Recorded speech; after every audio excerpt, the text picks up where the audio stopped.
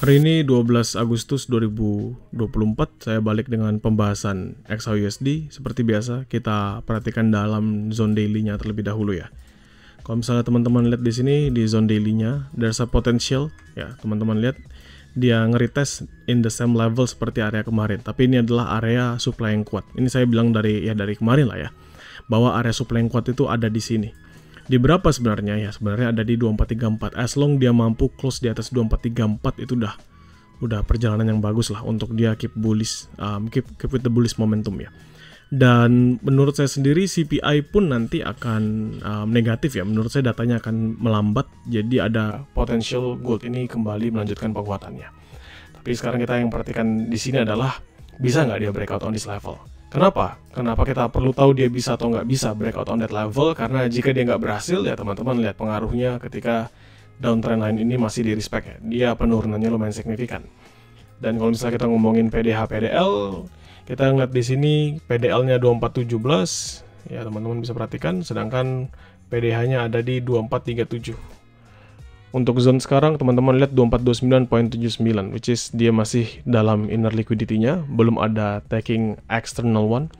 Jadi kita bisa perhatikan zone tersebut sebagai zone yang baik untuk kita manfaatkan trade hari ini. Now we check balik ya ke Oanda, kita ngomongin di H4 teman-teman sekalian. Di H4 Oanda teman-teman bisa perhatikan ya, kalau misalnya MACD-nya menguat, ya di sini menguat, ada perlambatan tapi still masih menguat. RSI-nya juga menguat, artinya apa? Bullish momentumnya sebenarnya masih ada. So kalau misalnya saya tutup seperti ini, teman-teman bisa ngelihat the highest level-nya.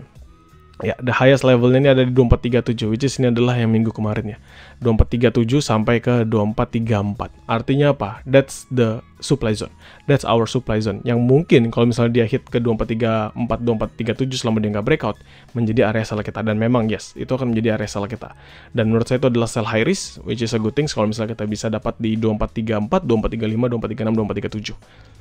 Teman-teman tinggal patokan saja. 2437 saya anggap sebagai liquidity grab lah ya. Yang penting si 2434-nya.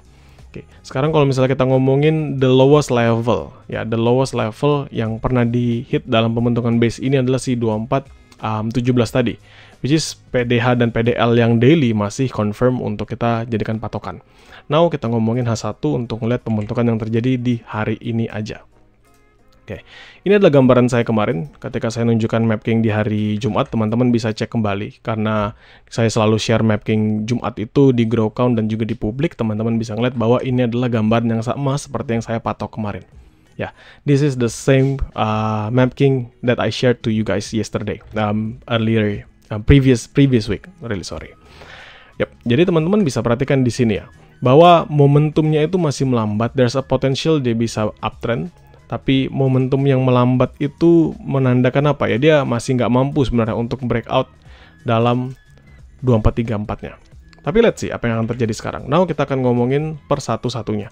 Saya akan hapus zone-zone ini, termasuk 2431, 2430, 2429, 2427. Saya hapus semua. Saya sisakan si 2434-nya aja, biar memudahkan buat teman-teman sekalian. Kita ngomongin basically di hari ini aja ya. Di hari ini di mana sih pembukaan Senin, teman-teman bisa perhatikan. This is hari pembukaannya. This is the highest level yang dia ngehit ya, 2433, the highest level yang dia hit, lalu dia mau ngapain? Drop. The highest level 2433.4 hit, drop. Dia langsung drop, hanya ngambil di atas sana aja. Dia drop dan this is the lowest level yang dia hit hari ini. Ya, kita ngomongin yang di hit hari ini dulu aja. Ini ada di 2424. Ya, kalau misalnya kita lihat di sini kan 2423.8. Saya bulatin aja jadi 2424. Jadi sekarang kita ketemu sebenarnya teman-teman ya, bahwa 2433, 2434 sampai ke 2437 itu adalah area-area menarik sebenarnya. Kalau misalnya kita harus entry sell kembali. Ini 2437 saya anggap sebagai area liquidity grab aja, karena dia only take the liquidity, lalu dia drop kembali dan still closingannya di bawah 2434. Masih respect dalam pembentukan sebelum-sebelumnya. Oke. Dan kalau misalnya kita ubah ini menjadi garis, nah, teman-teman akan lihat ada ada resistan awal dulu nih yang perlu dia breakout. Di berapa itu, geng? Resistan awalnya itu di 24, ini ada di 2431. Ini kalau saya paskan benar-benar paskan. Nah, ya kalau saya balikin ke candlestick, teman-teman akan ngelihat area tersebut di 2431. Artinya apa? 2431 ini apakah bisa menjadi area sell? Menurut saya bisa menjadi area sell. Jadi kalau kita ngomongin di time frame yang lebih kecil, M15, you will see what I'm talking about. Satu di sini bullish, drop kencang, ketahan lama di bawah.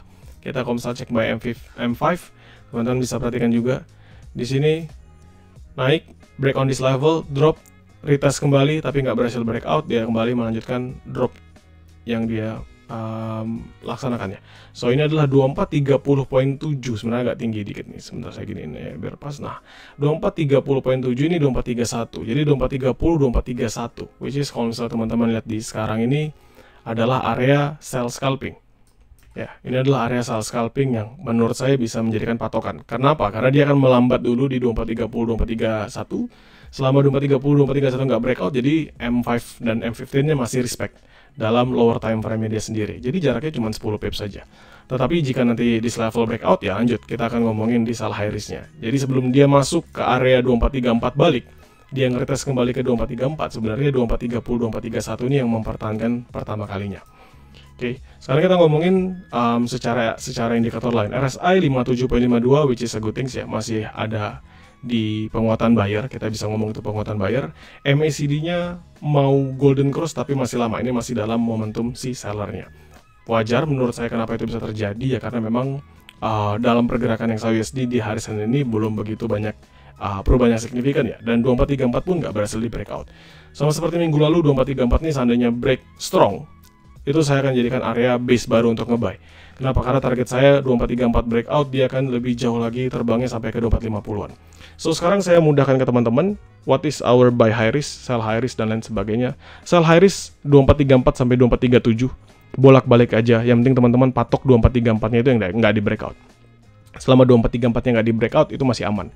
Dan 2437 itu karena area liquidity grab, jadi teman-teman juga bisa perhatikan, seandainya nanti dia volatile dari 2434, hit hajar sampai 2437, 2438, tetapi closing H1 masih di bawah 2434. Artinya apa? Artinya liquidity grab-nya sudah diambil, dan area 2434-nya sebenarnya sudah mulai usang, karena beberapa kali di hit. Kita belum melihat ada perubahan yang signifikan juga di dalam market, satu. Lalu sell medium risk saya di berapa? 2453 ini teman-teman. Jadi 2453 up, 2453, 2455, 2453, 2456 itu akan menjadi area medium risk saya untuk nge-sell. Buy di mana? Ya pertama tentu buy-nya di 2424. Jauh, tentu jauh. Tapi kalau misalnya dia mampu mempertahankannya, teman-teman bisa ngeliat ya. Ini sebenarnya ada base. Ini kan 2424 kan ngambil paling bawah. Sampai ke 2426 sih. 2424, 2426. Sorry, saya turunin dikit. Nah, 2426. Artinya apa ya, 2426, 2424 itu adalah area buy-nya saya. Dengan catatan si 2424-nya nggak di breakout. 2426-nya yang nggak di breakout. Karena kan dia pembentukan terakhir. Mampu mempertahankan selama di atas 2426-nya. Jadi itu buy high risk saya, sedangkan low risk-nya di mana? Sebenarnya kalau saya ngomongin low risk itu cukup amat sangat jauh ya teman-teman sekalian. Sangat amat jauh kalau misalnya saya ngomongin low risk. Kenapa? Karena saya kan patoknya masih sama, 2396, 2393. Jauh banget di bawah sana. Kenapa nggak di 2416, 2418 King seperti kemarin? Kan King bilang itu area supply yang berubah jadi base dan itu base yang kuat. Yes, benar. Dia adalah supply yang berubah jadi base dan base yang adalah base yang kuat. Tapi menurut saya seandainya dia beneran drop dari harga sekarang aja, dari 2430 dia drop signifikan sampai ke 2416, itu candlestick momentum. Ya beda ya kalau misalnya dia naiknya perlahan atau turunnya perlahan, mungkin kita bisa manfaatkan sell di sana. Tapi seandainya dia ngehajar sekali seperti ini misalnya, itu sudah momentum saya anggap. Artinya apa? Artinya dia akan terus mengalami penurunan yang signifikan. Jadi 2396 itu adalah patokan saya ketika saya harus entry buy kembali, dan itu buy medium risk saya. Untuk sejauh ini menurut saya market masih akan melambat, teman-teman bisa manfaatkan momentum sideways-nya, dia nggak akan banyak perubahan signifikan. Kenapa? Ya karena news-nya baru akan rilis beberapa hari ke depan.